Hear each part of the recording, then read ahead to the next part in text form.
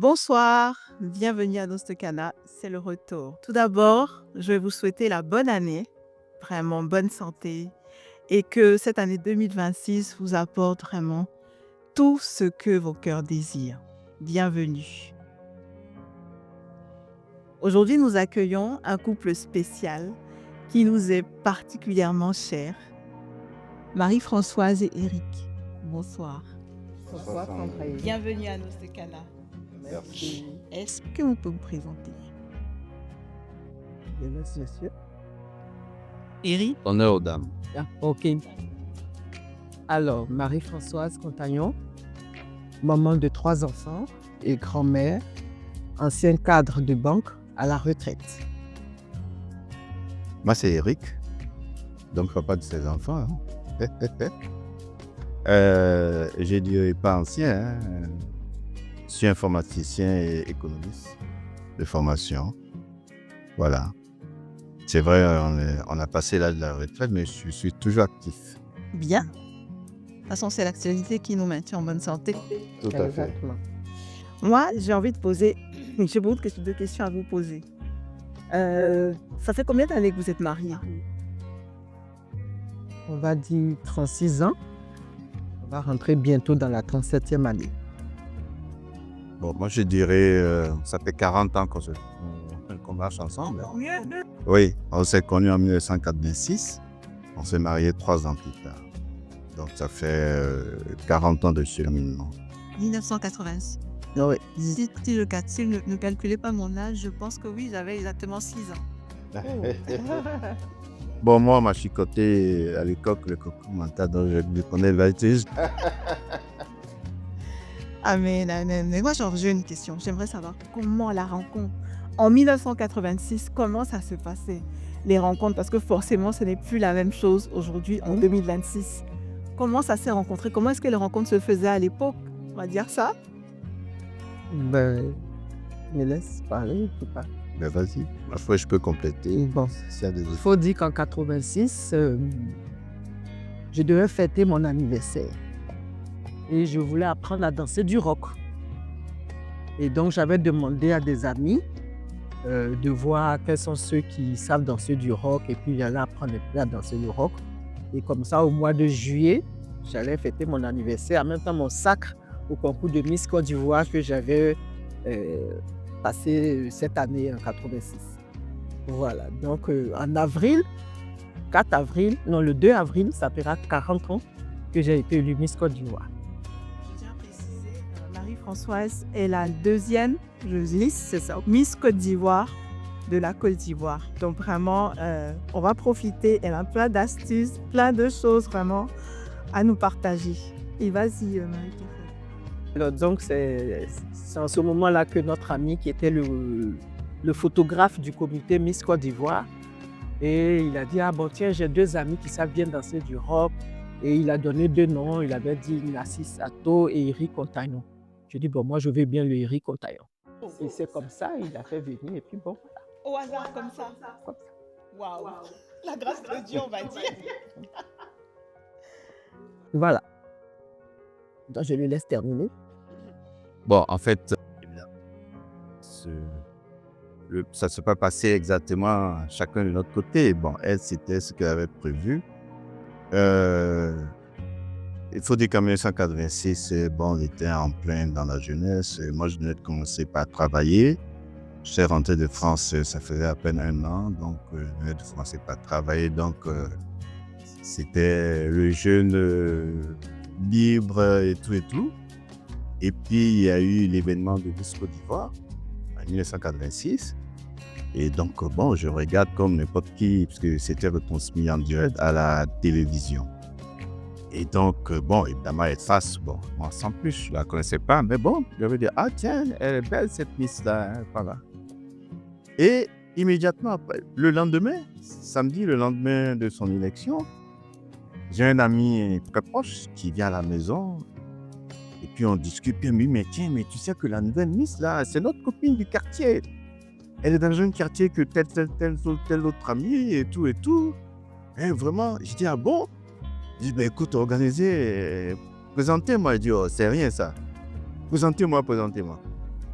Et donc, on se sépare. Et puis, dans la semaine, il m'appelle et dit, Eric, on a calé le rendez-vous. Voilà. Et le samedi qui a suivi son élection, eh ben, on était présentés. Et puis voilà, c'est parti comme ça. Donc, il y a eu le cours de rock. Le coup de rock. Ouais, le coup de rock, et bon, il y a toujours, comme toujours, on connaît toujours à travers quelqu'un. Donc moi, c'est à travers les amis intimes, là, et avec qui nous sommes toujours amis jusqu'à présent d'ailleurs. Hein. Et voilà, donc ça a été comme ça, le contact. Et puis le premier contact a pris, et voilà. À Nostre Cana, nous sommes tous des lovers. On aime les belles histoires d'amour. Comme... La question, mais comment tu as su que c'était lui? Comment tu as su que c'était elle? Parce que je pose la question parce que vous savez qu'aujourd'hui, les jeunes, on a ce qu'on appelle le coup de foudre. Bon, qui se termine souvent, c'est un classique, hein, on sait comment ça se termine. Comment vous avez su que voilà, Seigneur, c'était lui, Seigneur, c'était elle? Je peux dire que c'est pas le feeling. Hein. Moi, je pense que le feeling est passé directement et puis on s'entendait, on avait à peu près les mêmes façons de voir les choses. Donc, c'est par là que c'est passé, je pense. Donc, voilà.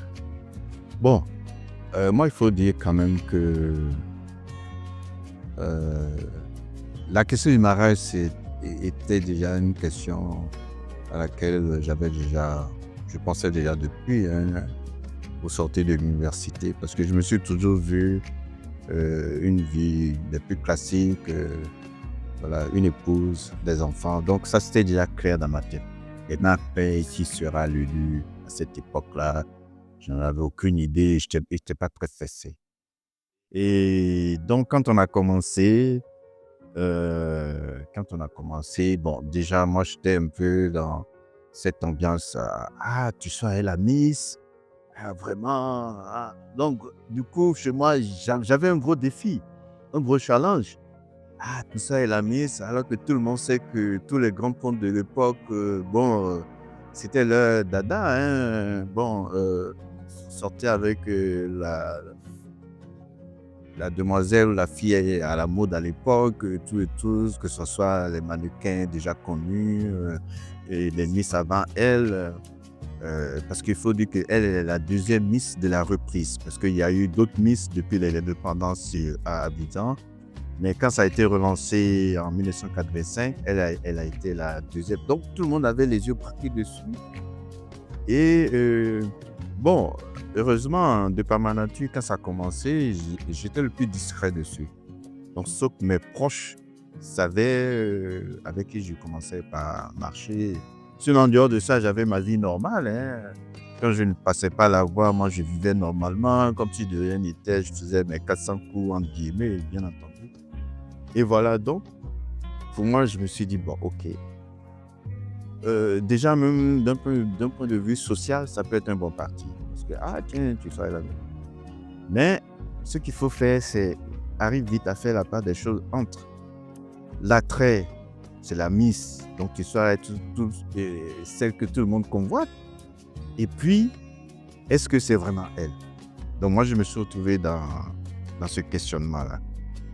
Dieu merci, très vite, j'ai eu la réponse du genre, écoute, c'est une femme comme n'importe quelle autre. Tu connais plus ou moins sa famille, en tout cas ses proches. Vous êtes à peu près même type d'éducation et tout. Tu n'as rien à perdre que d'essayer d'aller au-delà de ça avec elle. Donc moi, c'est comme ça que moi j'ai résolu. Et puis bon, voilà. Donc évidemment, ça n'a pas été le coup de foudre. Bon, et le coup de bon, on en a déjà fait l'expérience. Heureusement, hein, on en a déjà fait l'expérience. Donc on sait que ça, c'est vraiment le coup de foudre, quoi. C'est vraiment feu de paille. Et puis bon, ce que les gens appellent gourmet maintenant, là, on a déjà traversé. Heureusement, on a déjà traversé. Donc on s'est dit, bon, ok. C'est peut-être le bon parti. On n'a rien à perdre que d'essayer d'aller au-delà de ça. J'aime beaucoup ta réponse, Eric, parce que tu abordes quand même un élément essentiel aussi dans le choix du conjoint, surtout pour les jeunes, je n'ai pas dit peut-être de ma génération, la génération en dessous, qui est souvent, ils ont en fait une sorte de, on va dire, de canevas où certains te disent je veux qu'elle soit, et c'est souvent très physique, on va dire, hein. C'est souvent très physique, on veut les filles qu'on voit sur Internet. Et heureusement, tu as vraiment dit un truc, tu as fait la part des choses entre la miss avec tout ce que ça en comportait, c'est-à-dire, je pense, le physique, et la femme, la véritable femme, aide de destinée qu'elle était. Donc, aujourd'hui, toi, quel conseil tu donnerais à ces jeunes-là qui, voilà, veulent entrer dans le mariage et vraiment sont vraiment en recherche, voilà, de la perle rare, c'est-à-dire l'aide de destinée, la femme pas, je veux pas dire la femme parfaite, mais vraiment l'aide, voilà. Ok. Bon, mon conseil, il est très simple. Et c'est un conseil que je donne même jusqu'à présent à certains amis de mon âge qui ne sont pas encore engagés. D'abord, il faut soi-même vouloir. Comme je l'ai dit au départ, la question du mariage a été claire dans ma tête dès le lycée. Je me suis dit, donc, il faut déjà le vouloir. Il faut ne pas chercher à faire comme tout le monde. Bon, mon grand frère s'est marié, mon ami s'est marié, c'était beau et tout. On se marie par convenance. Donc, une fois qu'on a résolu, on a apporté des réponses justes à ces questions, ensuite, bon, il faut prendre le temps du choix de sa partenaire. Bien entendu, c'est vrai que ce n'est pas le physique qui va faire la réussite du mariage. Bon, prends le temps de choisir celle déjà qui te plaît physiquement. Voilà, qui te plaît vraiment physiquement et avec qui tu peux aller n'importe où, quel que soit le temps, elle te plaira. C'est pas celle qui va venir avec l'artifice, qui va te flasher et puis bon, et puis après, tu vas dire, ah, mais au fond, elle n'est pas si belle que ça. Non. Il faut d'abord avoir résolu ça déjà. Ensuite, une fois que tu as résolu ça, il faut que soi-même se poser la question, est-ce que je suis prêt? Parce que du moment où je vais commencer par marcher avec quelqu'un qui vient d'un autre environnement, d'éducation familiale, sociale et tout, est-ce que je suis prêt à accepter cet autre-là qui sera différent, mais que je dois continuer à aimer et surtout à respecter, parce qu'elle a le droit de venir avec ses façons de voir, ses façons de choses. Est-ce que je peux m'accommoder à ça et qu'ensemble, on va mélanger tout ça pour éduquer nos enfants? Parce que ça, parce que si tu viens avec orgueil pour dire, oh bon, chez vous là, ceci, non, ça ne marche pas. Ça marche pas, ouais. Donc, moi, franchement, après, il y a d'autres conseils qu'on peut donner, hein, mais il faut que la personne soit convaincue qu'il veut rentrer dans un cheminement de mariage. Si la personne est convaincue, elle sera prête à affronter toutes les difficultés. Voilà, c'est ça. D'accord. C'est vraiment merci parce que c'est important. La décision, en fait, c'est vraiment le go. Prendre la décision, et tu as aussi dit, hein, tu savais déjà dès le départ ce que tu voulais. Et c'est vrai qu'aujourd'hui, bon, nous, on fait les jeunes font les choses beaucoup par mimétisme ou par convenance, et c'est vraiment le mauvais, on va dire, le mauvais chemin. Moi, la prochaine question que j'ai envie de vous poser, c'est comment vous avez fait, parce que vous avez dit, hein, vous êtes parents de 3 enfants, grands-parents aussi de 3 petits-enfants. C'est une grâce parce que vous avez des enfants qui sont mariés et voilà, qui sont en train de vivre aussi ce cheminement-là. Comment on fait? Parce que c'est une question, moi j'ai envie de savoir, parce que voilà, j'ai 4 enfants. Comment on fait pour élever des enfants qui ont envie de se marier, qui ont envie de bâtir des familles? Comment vous avez fait? Parce que voilà, on veut savoir. On a fait avec les moyens de bord qu'on avait, hein. Bon, déjà, oui, les moyens de Bord qu'on avait, on les a déjà, on va rendre éduqués. grâce à Dieu.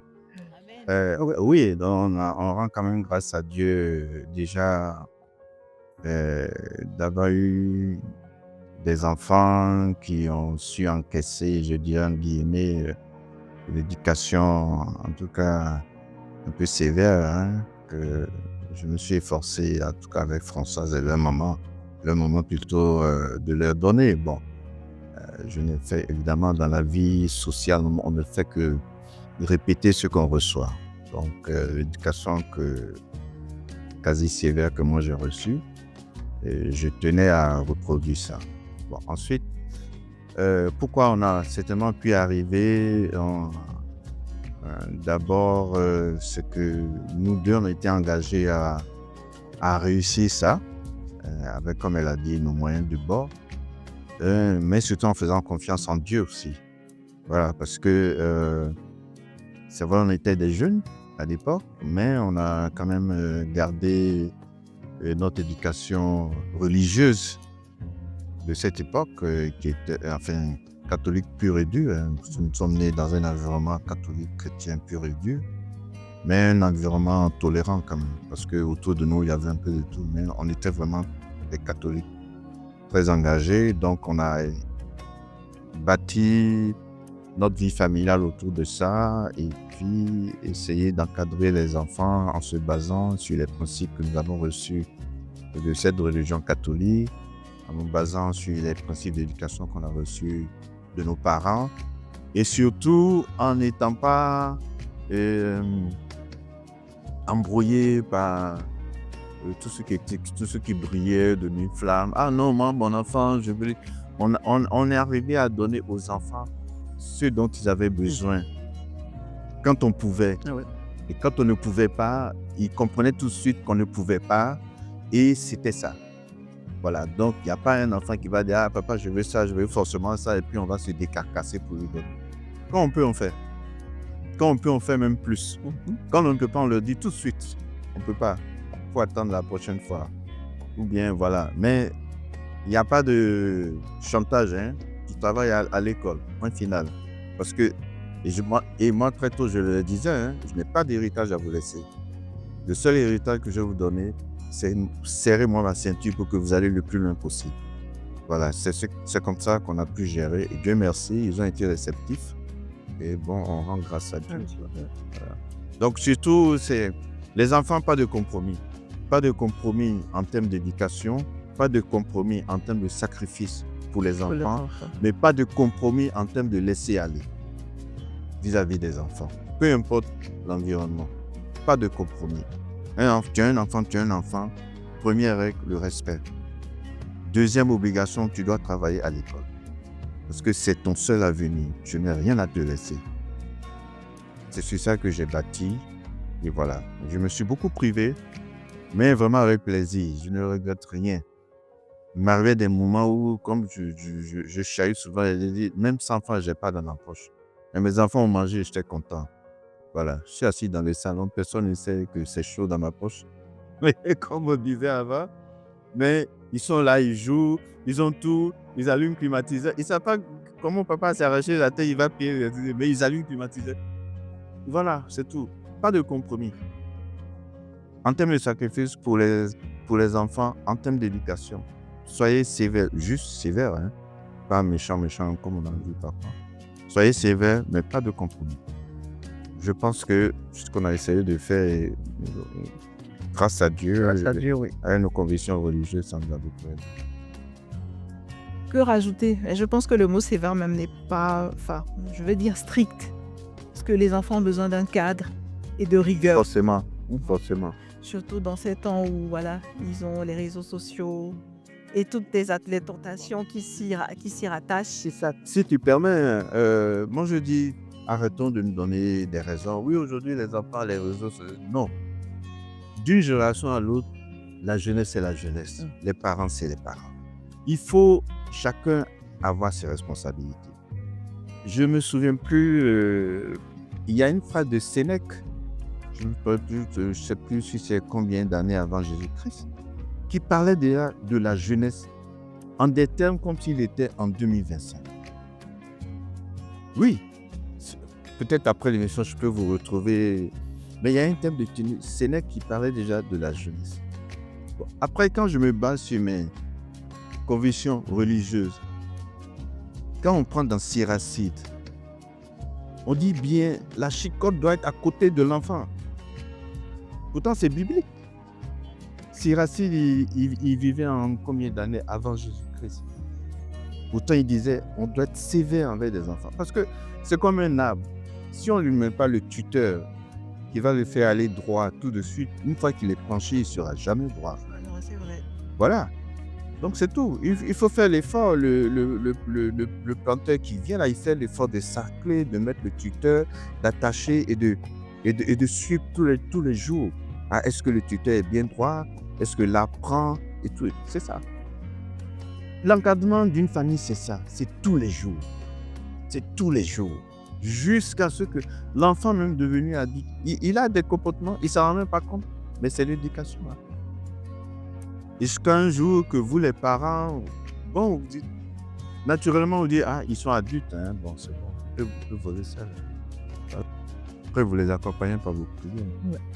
Voilà. Donc, ces raisons, non, les réseaux sociaux d'aujourd'hui, mais nous, si on avait notre réseau social là-bas, hein, bien sûr, on ne s'ennuyait pas. Bon, les enfants d'aujourd'hui se posent des questions, mais comment vous vivez avant sans Internet? Mais Dieu me croyait que quoi, tout ce que vous faites aujourd'hui, on le faisait.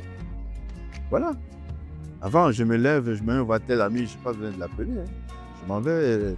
S'il est là, tant mieux, on fait nos bêtises ensemble, entre guillemets. S'il n'est pas là, tant pis, dites-lui que je suis passé, puis sans plus. Voilà. Après, s'il a un téléphone chez lui à domicile, on s'appelle, ça va, bon. Et on s'écrit, bon, là, je ne vais rien raconter, les personnes âgées ne sachent déjà, mais on avait notre vie, d'autant plus qu'on ne pouvait pas imaginer ce qui se passe aujourd'hui. On avait notre vie et c'était déjà extraordinaire.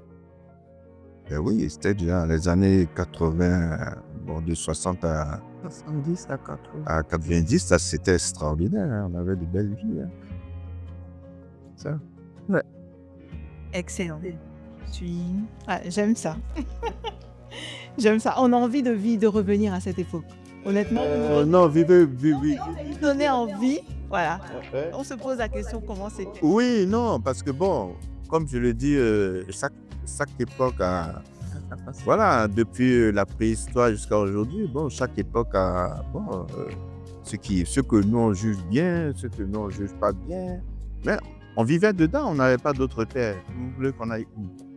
On vivait avec ce qu'on avait de modernité à l'époque. On n'avait peut-être pas les cellulaires actuellement. Mais bon, nos parents avaient des téléphones à la maison, on pouvait s'appeler, bon, on pouvait s'écrire. On s'écrivait des lettres. Voilà, on s'écrivait, pas besoin même d'aller à la poste. Hein. J'écris, je dépose. Ah tiens, tu remets ça à telle personne hein, de ma part. Voilà. C'est vrai qu'on écrit de moins en moins. Vous écrivez, mais sauf que c'est sous une forme virtuelle. Voilà, SMS, WhatsApp. Voilà. En fait, la société humaine a besoin de contact. Peu importe la forme que ça prend, c'est ça qui fait l'homme. C'est le contact, l'échange. Je pense que beaucoup de jeunes hommes vont être très, très, très édifiés par vraiment tout le partage et toute l'expérience que tu nous apportes aujourd'hui parce que c'est réellement important. Parce que aujourd'hui aussi, on est en face d'une nouvelle génération d'hommes qu'on appelle garçons princesses. C'est-à-dire des garçons qui, voilà, se laissent un peu vivre. Les femmes ont un peu pris la place de l'homme, même surtout dans le foyer. Hein. Voilà, ils se laissent un peu entretenir par les épouses. Voilà, qu'est-ce que vous en pensez? Vous ne vivez pas ça parce que j'ai la grâce de connaître vos garçons. Je ne sais pas comment on va répondre à ça. Je pense que c'est dans l'entendement de chaque couple, hein, chaque jeune couple, je pense. Mais sur le plan biblique, je pense que c'est pas faisable. C'est pas faisable. La femme aide l'homme, l'homme aussi peut aider la femme. Donc que l'homme se fasse entretenir par sa femme, c'est peut-être que la femme puisse l'aider dans le foyer. Voilà. Je pense comme ça, moi je vois la chose, quoi. Bon, c'est vrai que aujourd'hui on voit beaucoup de choses. Mais il y a une base fondamentale. Il y a une base fondamentale qu'on a l'impression que les gens ne s'en rendent pas, ils ne se rendent pas compte de cela. Tout dépend du milieu dans lequel cet enfant a grandi.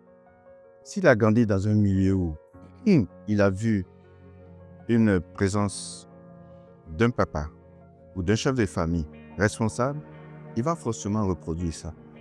C'est tout. S'il a grandi dans un milieu, il y a eu ce déséquilibre, que c'est la personnalité de l'épouse qui primait sur l'homme à la maison, mais forcément, il va reproduire ce qu'il voit. C'est tout, hein? C'est comme un enfant d'alcoolique.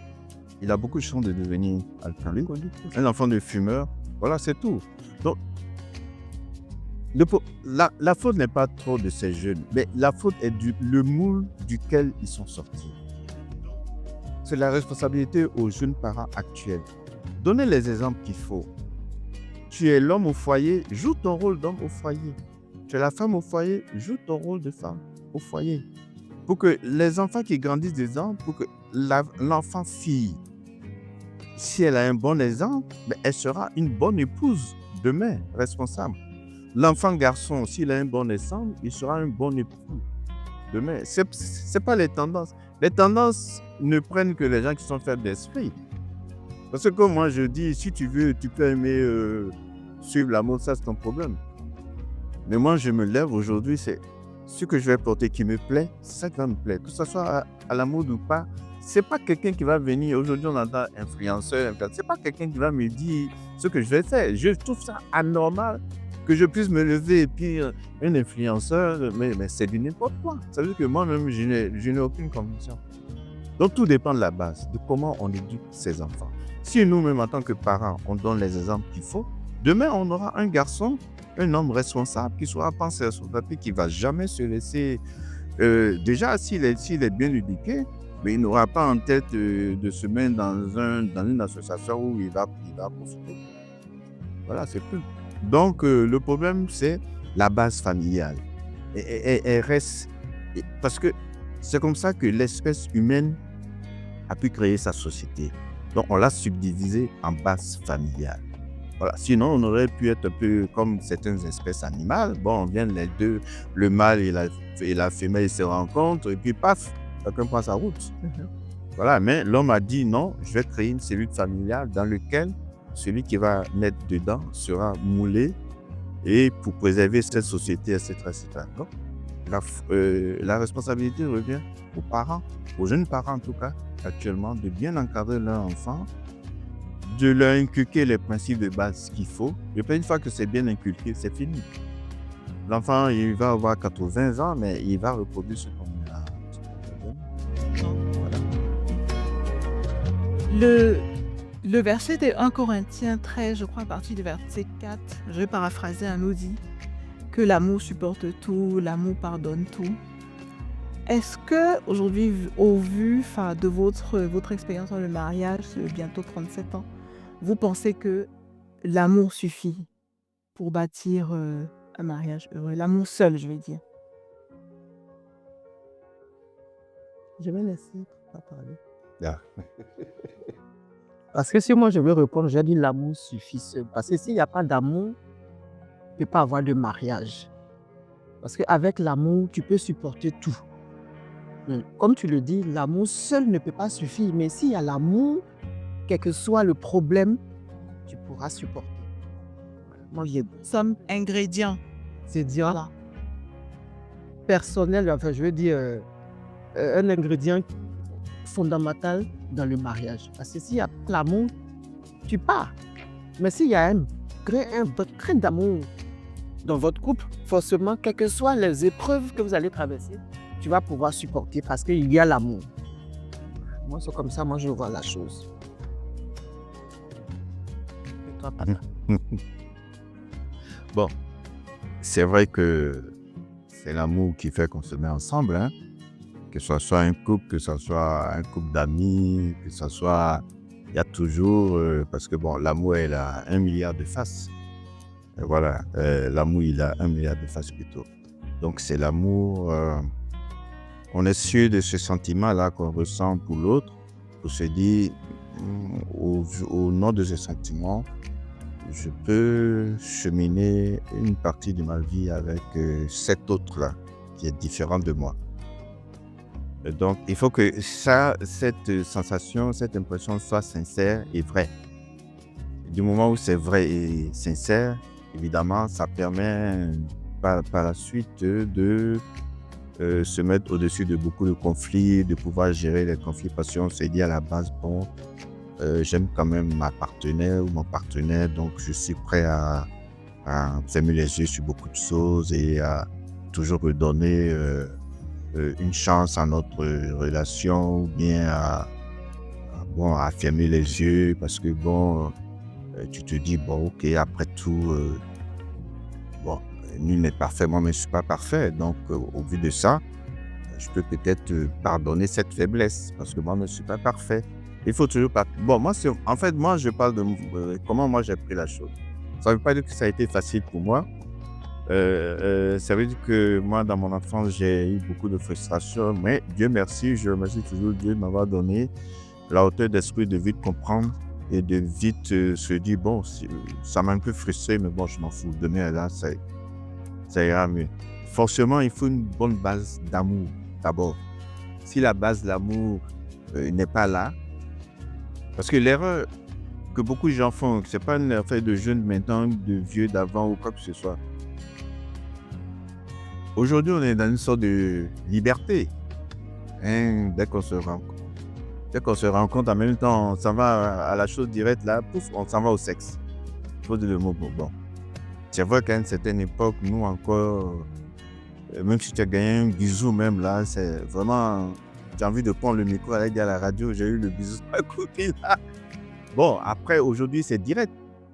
Sauf que beaucoup confondent l'attrait sexuel et l'amour. Voilà. Parce qu'on peut avoir une bonne communion sexuelle. Et puis, on croit que c'est de l'amour. Et à partir de là, on se jette dans la relation. Ah non, je l'aime, on s'aime. Alors que c'est juste que vous vous entendez sexuellement. Tout simplement. Mais il se rend compte que même cette entente sexuelle, elle est ponctuelle. Ça va durer un certain nombre de temps, mais c'est jamais. Bon. Alors que quand c'est l'amour vrai qui est là, l'attrait sexuel au début est toujours fort. Après, ça s'estompe. Mais l'amour est là. Voilà. Après, ça s'estompe. Tu as plaisir d'être là. Ton partenaire, ta partenaire est là. Vous êtes là, vous parlez de tout et de rien et tout. Sans forcément parler de sexe. Ils s'en foutent. Et donc, il y a beaucoup de jeunes couples actuellement qui confondent cette fusion sexuelle-là à l'amour vrai. Donc, ils font le pas. Et quand l'attrait sexuel disparaît, on se rend compte que, mais au fond, on ne s'aime pas vraiment. Ouais, c'est ça. Et donc, oui, il faut une vraie base d'amour pour pouvoir bâtir un couple dans la durée. Je bénis le Seigneur, je bénis vraiment le Seigneur pour ce temps avec vous parce que je sais que ça va bénir des milliers de frères et sœurs qui sont probablement déjà mariés ou qui vont rentrer dans le mariage. Donc, ce qui m'amène à ma question suivante. Comment vous avez pu gérer les conflits? Parce qu'on comprend bien qu'au bout de 36 ans, il y en a eu et il y en aura encore. Mais vous, comment vous les gérez? Parce que c'est un véritable challenge aujourd'hui pour nous, la gestion des conflits dans le mariage. Quelles sont les astuces, quelles sont les clés spécifiques que vous avez utilisées pour gérer les conflits et voilà, être où vous êtes jusqu'aujourd'hui? Parce qu'aujourd'hui, on voit même des couples, le Covid nous l'a montré, au bout de 40 ans, qui se sont séparés en disant des causes, des raisons, oh, on n'avait plus rien à se dire, ou j'en avais marre de lui, ou on se dit, bon, j'étais là pendant 40 ans, pourquoi? Maintenant, qu'est-ce qui s'est passé?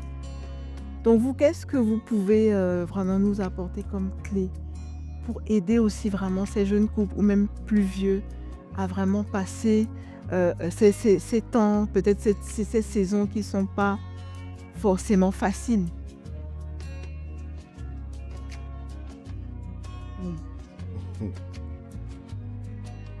Bon. Il n'y a rien de plus difficile qu'une association. Vous êtes tous membres d'associations, c'est pas facile. Voilà, c'est pareil, hein? Donc la vie de couple, c'est une association. il faut que quelque chose soit clair. Le besoin de réussite coûte que coûte de cette association. Voilà. Le besoin de réussite. On va se dire, peu importe le problème, bon, l'histoire de la séparation, là, ça doit être vraiment ultime.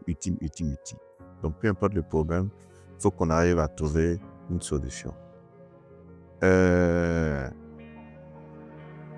L'autre point, c'est quand il y a un conflit, bon, après ça dépend de la personnalité des gens.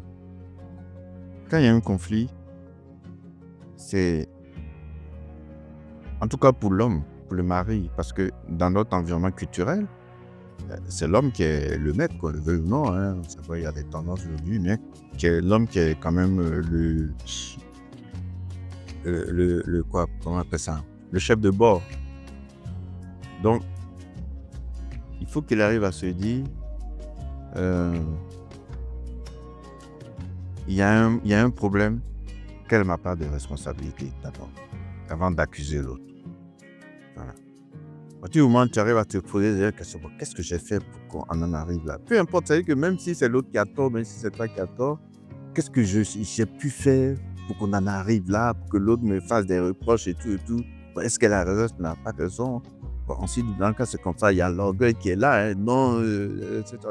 Il faut arriver à avoir la force de casser tout ça là et se dire fondamentalement, je dois réussir ce projet-là. Il n'est pas question que j'échoue parce que là, quand c'est comme ça, tu peux regarder, qu'est-ce que les gens vont dire, ça, tu peux regarder ça, qu'est-ce que les gens vont dire, non, je dois réussir ça. Voilà, c'est ça. Donc, quand les vrais problèmes arrivent, bon, il faut faire ce qu'il faut. Après, si en face de toi, l'autre dit, je ne veux plus, tu ne peux pas forcer non plus. Hein. Mais toi, si cette ultime-là arrive, c'est de te retrouver dans une position où toujours tu dois te dire, bon, j'ai fait ce que je pouvais faire. Si elle a décidé de partir, s'il a décidé de partir, je n'y peux rien. Mais j'ai fait ce que je pouvais faire. Donc, en fait, la réalité, c'est que quand elle confie, c'est de casser son orgueil, de mettre de côté et puis, de faire la part des choses. Voilà. Puis, de manière terre à terre, bon, ça, je vends un peu, hein. À un moment donné, tu te dis, bon, ok, d'accord, bon, c'est vrai, je suis fatigué, elle m'emmerde. Est-ce que moi, j'ai encore la force d'aller recommencer encore ailleurs? Non, bon, ok. Très belle question. Ok, d'accord, bon. Celle que je connais là, je la jette déjà un peu mieux. Donc, je vais essayer encore. Parce que c'est ça. Parce que si tu ne comprends pas que l'herbe n'est pas plus verte ailleurs que chez toi, et tu vois quoi que, ouais, elle m'énerve, dans même mon amie là, elle est bien, elle ne veut pas de bien, je recommence. Mais tu ne sais pas ce qu'elle cache, hein, comme personnalité. Hein. Donc quand tu te dis, je dois recommencer encore 10 ans, je viens de faire 10 ans, je dois recommencer encore, apprendre à m'habituer à une autre personne, c'est trop compliqué. Attends, je vais continuer à essayer que je connais là déjà, on va se gérer. Et puis advienne que pourra, hein, si ça se casse, ça se casse. Mais au grand jamais, que quand il y a un conflit, tout on se lève, bon, c'est ça, on va se séparer, on va faire ci, on va faire ça. Il faut arriver à casser les orgueils. Quoi. Je ne dis pas que ça a été facile, hein, surtout pas pour moi, hein, ça n'a pas été facile. Mais à des moments... Et puis, les catholiques ont une belle formule qui résume tout. Les catholiques disent tout simplement, un homme, un Saint Joseph en puissance. Si tu comprends cette phrase-là, on connaît quelle était la vie de Saint Joseph. Celui qui n'a jamais, enfin, selon les écrits bibliques, il ne paraît pas. Il s'est jamais plaint, mais ça ne veut pas dire qu'il était content. Son content, c'était quoi? Protéger l'honorabilité de son épouse. C'est vrai. Quand on te dit ça en tant que mari catholique, de milieu catholique, on te dit, dès que tu t'es marié, on dit, bon, jeune homme, sache que tout homme est un Saint Joseph en puissance. Ça résume tous les problèmes qu'un homme puisse avoir dans un couple. Waouh. Donc, quand il y a ces enseignements-là... J'applaudis parce que ceux qui vont voir la vidéo ne peuvent pas imaginer ce que nous, on vit ici, sur le plateau. Donc, vraiment, merci Seigneur, merci Eric, parce que Waouh, waouh, waouh, c'est vraiment puissant. Et je veux me rajouter, pas que les catholiques. Tout homme, je veux dire, qui croit en Dieu, qui croit que Jésus est son sauveur, c'est ça le véritable leader. C'est ça, c'est vraiment ça le véritable leader. Et encore, merci. Moi, j'ai envie que Marie-Françoise aussi nous donne son point de vue parce que nous, les femmes, on ne sait pas tenir nos langues. C'est difficile. Ah ben, il faut être une Marie. Si il a le Joseph, il va dire s'il a le Joseph, qui est fait comme Marie. Il faut savoir te taire. Moi, je pense que c'est ça. Il faut savoir couvrir tout ce qui se passe dans ta vie de couple. Il faut être une Marie. Il faut être la Vierge Marie, comme on dit. Il faut savoir se taire et prier, confier tous les petits problèmes qui peuvent passer. Tu confies ça à Dieu. Et puis, bon, je pense qu'avec la prière, ça te permet de ne pas aller trop parler en ville. Dire, ah, mon mari a fait ceci, ah, j'ai fait ceci, j'ai fait... Il faut savoir se taire. Ensuite, tu sais te taire, puis ton foyer va être toujours, voilà, paisible. Voilà. Revenir au conflit en couple. L'autre point de vue qu'il faut avoir, c'est de ne jamais oublier que ce n'est jamais gagné. Voilà. C'est-à-dire, chaque jour est un nouveau jour pour un couple. Chaque jour doit être un nouveau jour pour un couple. Moi, je blague souvent que, ah tiens, tu es là encore, ok, d'accord. Donc, à nous aller pour 7 jours. Voilà. C'est comme ça. Quand on arrive à faire ça, c'est toujours un nouveau défi. Parce que on a beau marcher depuis 40 ans, tu l'as dit tout à l'heure, il y a des couples qui se sont séparés après 50 ans de mariage. Et pour des raisons futiles. Voilà. Donc, c'est de se dire, après 40 ans, il faut toujours reconquérir.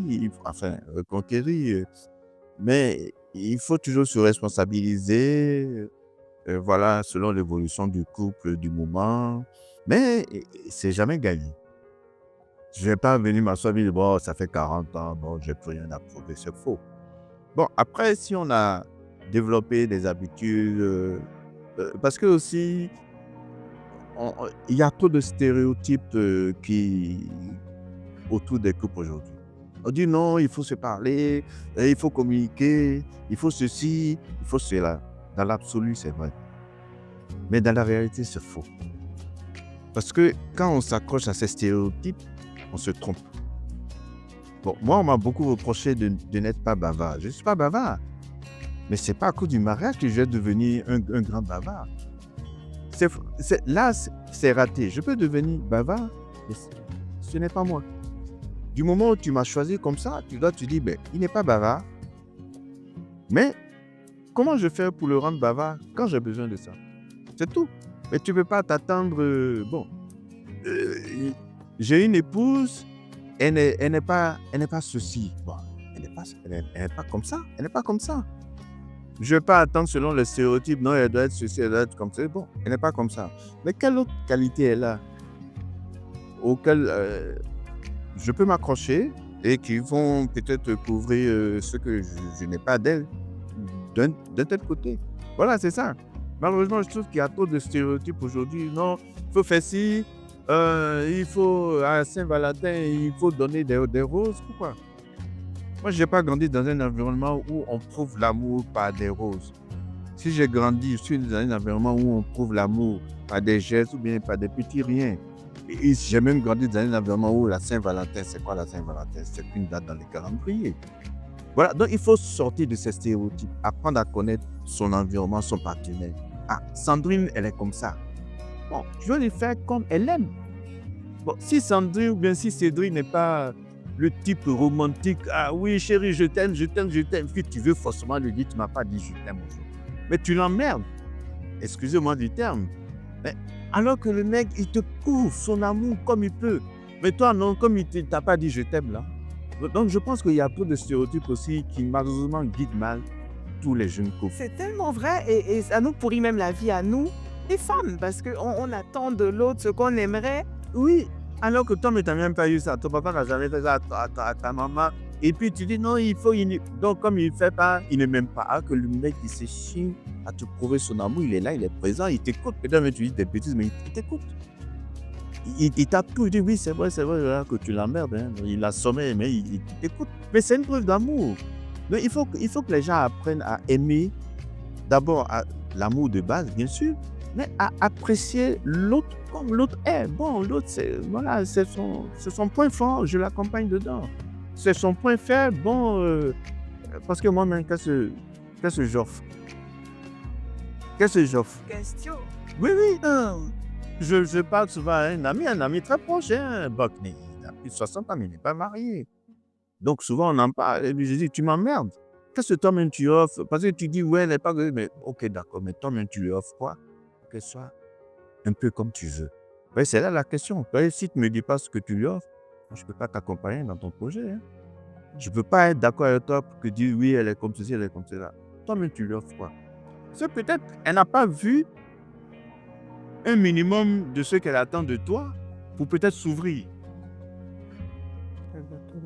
Voilà. Donc, il faut prendre l'autre comme ça vient.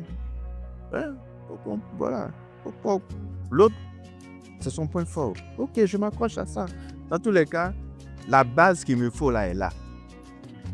Donc, son point fort, je m'accroche à ça. Et puis, on avance. Donc, je pense qu'il y a trop de stéréotypes aussi aujourd'hui. Ouais, on doit faire ça, on doit faire ci, on doit faire ceci, on doit faire ça. Et on n'apprend pas aux enfants, aux jeunes à aller à l'essentiel dans une relation. C'est exactement ça. Vraiment, que dire après ça? C'est tellement vrai. C'est tellement vrai.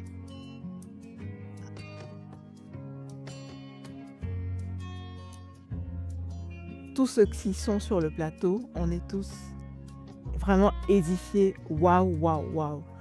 Et je comprends vraiment qu'un des gros challenges pour nous, jeunes couples, c'est comme tu dis, les fameux stéréotypes ou les exigences qu'on se met ou les attentes c'est-à-dire qu'on donne à l'autre dans le mariage et qui n'ont vraiment pas lieu d'être ou même il n'y a pas de place pour ça.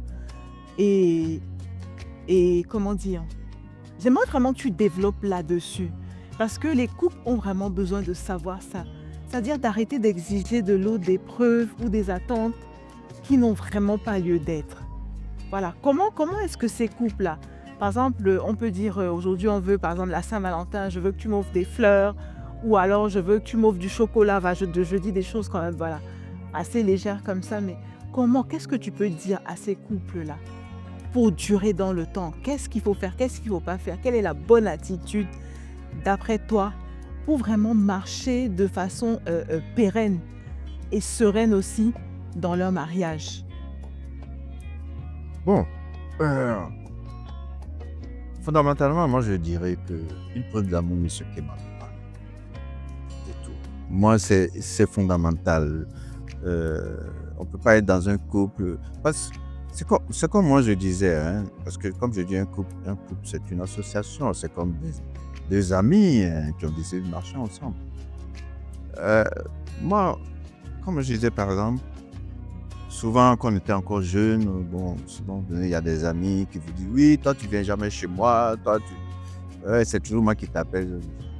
Je dis écoute, moi voilà comment je traitais mes amitiés. Quand je me lève, j'ai envie de te voir. Ah tiens, ça fait longtemps que j'ai vu Cédric. Je l'appelle. Comment vas-tu? Non, bon, ça fait longtemps. Tu es là? Bon, je passe te voir. On rigole, puis je rentre chez moi. Si tu veux, tu viens me voir. Si tu veux pas, je m'en fous. Mais ce jour-là, je me suis levé, j'ai eu envie de voir Cédric, de partager du temps avec lui. Puis voilà. Moi, je pense que on ne doit pas demander de preuves d'amitié, de sincérité. C'est des choses qui se vivent. Une femme, un homme dans un couple, tu n'as pas besoin de preuves pour savoir si ton homme t'aime ou pas. Tu n'as pas besoin qu'il te dise bonjour chérie, je t'aime pour savoir s'il t'aime ou pas. Non, je suis désolé. En général, ceux qui exigent des preuves d'amour, ce sont ceux-là maintenant qui ne donnent jamais de preuves. Mais bien sûr. Et ceux qui exigent des preuves d'amour, si on veut aller plus loin, c'est ceux qui sont en manque d'amour depuis leur enfance. C'est vrai. Voilà. Ils sont en manque d'amour, donc ils ont toujours besoin de se sentir au centre, émotionnellement parlant. Ils ont toujours besoin. Si tu es dans ce cas, c'est que tu n'es pas mature. voilà, tu dois te poser la question, mais pourquoi je suis obligé d'attendre que mon mari me prouve toujours? Ben, attends. Si tu arrives à t'aimer toi-même, à être sûr de toi, moi, j'ai pas besoin qu'on me dise qu'on m'aime. Hein. Moi, je m'aime déjà. Si tu veux, tu m'aimes. Si tu veux pas, tu m'aimes pas. Ça ne change rien à la personnalité que je suis. Si tu veux, tu m'insultes. Si tu veux, tu me critiques. Ça glisse comme l'eau sur le dos du canard. Donc, moi, je dis fondamentalement, en amour, l'exigence de preuve, ça n'a pas de sens. La preuve d'amour, c'est dans le comportement. C'est dans la vie de tous les jours. Est-ce que mon mari il est responsable vis-à-vis de moi? Est-ce que mon épouse elle est responsable vis-à-vis de moi? Est-ce qu'elle est responsable dans la gestion de notre couple? Est-ce qu'il est responsable dans la gestion de notre couple? Dans l'éducation de nos enfants? C'est ça la preuve d'amour. Voilà, c'est pas les fleurs. Les fleurs viennent agrémenter. Les bijoux viennent agrémenter. Les voyages en amoureux, ça vient agrémenter. Voilà. Bon, c'est mon avis, hein? C'est mon avis qui est peut-être basé sur mon expérience de vie. Voilà. Bon. Sauf que très tôt, moi, j'ai appris à disséquer ces choses-là. En fait, moi, ce qui m'aide, c'est que très jeune, enfant, j'ai appris à ne pas dépendre de l'émotion de quelqu'un. Très jeune. J'ai grandi avec ma mère, j'ai grandi seul avec ma mère. Moi, j'ai perdu mon père. J'avais à peine 8 ans. J'ai grandi avec ma mère jusqu'à devenir adulte.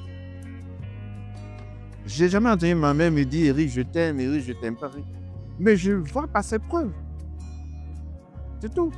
Le jour revient du travail. Ah, tiens, un bonbon pour toi. C'est une preuve d'amour. Elle revient. Tiens, je t'ai acheté une nouvelle culotte. Voilà. J'ai pas besoin qu'elle me dise je t'aime. Bon, j'ai bâti mon émotion, mon chemin émotionnel dessus. Et très vite, j'ai appris à ne pas dépendre émotionnellement de quelqu'un. Dès mon jeune âge. Et je me suis bâti comme ça. Je ne dis pas aux gens de le faire. Mais je dis tout simplement que exiger des preuves d'amour, ce n'est pas des preuves d'amour. Voilà. La preuve d'amour, c'est la responsabilité dans la conduite. Ça, c'est mon avis. Après, chacun y va de ce qu'il a reçu comme éducation, comme repère et tout. Mais exiger des preuves d'amour, douter de l'amour de son mari ou de son épouse parce qu'elle n'a pas fait tel geste, je ne pense pas que ça soit très mature. Wow. Ouais. On a eu vraiment notre dose d'enseignement. On a du mal à arrêter l'entretien, mais j'ai une dernière question. La dernière. C'est une qu'on pose à tous les couples qui sont passés à Nostecana. C'est aujourd'hui, voilà, 36 ans, bientôt 37. Qu'est-ce que tu aimerais dire à Marie-Françoise? Voilà, que tu ne lui as pas encore dit. Et pareillement, Marie-Françoise, qu'est-ce que tu as envie de dire à Eric? Qu'il ne sache pas encore. Le petit plus. Est-ce que je ne lui ai pas encore dit, ou bien le petit plus? Ben, je le regarde dans les yeux, non? Ah, ça dépend de toi, hein? Bon. Vrai. Tout. Ben, que c'est charmant, charmeur, un playboy. Il est toujours à son top niveau. Voilà. C'est ce que je peux lui dire, que je l'aime. Allez, bisous. Et toi, Eric? Vas-y. Bon, moi je vais dire quelque chose que j'ai toujours pensé et que j'ai toujours...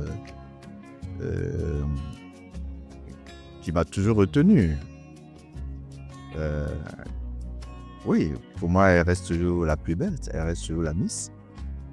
Voilà, c'est indéniable. Les années sont passées, c'est vrai, mais comme on dit, elle vieillit bien, en toute beauté. Voilà. On va faire tous parce que Erin est en train de nous faire tous fleurer sur le plateau. Non, après, t'as des vues. S'il vous plaît. C'est bon, c'est bon. Vas-y, continue. Et donc, ce que je vais lui dire, c'est que c'est vrai, ça fait 40 ans qu'on marche ensemble. On a eu beaucoup de difficultés. Ça a failli se casser. Mais bon, s'il faut recommencer, je recommencerai avec elle. Voilà ce que je voulais lui dire.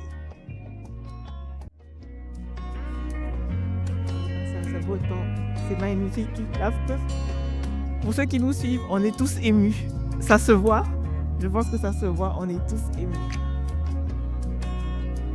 Merci Seigneur pour ce temps que tu nous as permis. Nous voulons élever la voix pour te dire merci. Nous voulons élever la voix pour que tu puisses bénir cette famille qui nous a fait cet entretien. Nous voulons élever la voix, Seigneur, pour tous les autres couples qui viennent et qui viendront certainement vers à se mettre dans les liens du mariage. Nous voulons que tu puisses les bénir, tu leur donnes la force de toujours fléchir les genoux, quelles que soient les circonstances de la vie. Permets-leur de vivre cet amour que nous avons vécu aussi pendant 36 ans et que tu nous donnes encore la force de vivre. Nous voulons que tu les aides, Père éternel, à être toujours présents. Merci Seigneur. Merci pour la vie de tout un chacun. Merci mon Dieu. Amen. Merci beaucoup Françoise, Marie-Françoise. Merci Eric. Je pense que l'émotion est palpable pour nous tous et on sent tous particulièrement la présence du Saint-Esprit en ce moment et vraiment que Dieu vous bénisse. Amen. Et nous vous bénissons aussi en tant que vos enfants et vraiment que le Seigneur continue d'être ce leitmotiv, ce guide. Merci à toi. Et moi, je veux juste dire merci à tous ceux qui nous ont suivis. Merci pour toute l'attention particulière que vous nous avez donnée à Noces de Cana et vraiment vous rappeler que si vous êtes tous ceux qui sont intéressés à venir partager un moment avec nous, n'hésitez pas à nous écrire. Le contact sera mis dans la boîte info. Donc voilà, n'hésitez pas, nous sommes prêts, nous sommes présents, nous attendons tous et que Dieu vous bénisse. Merci infiniment.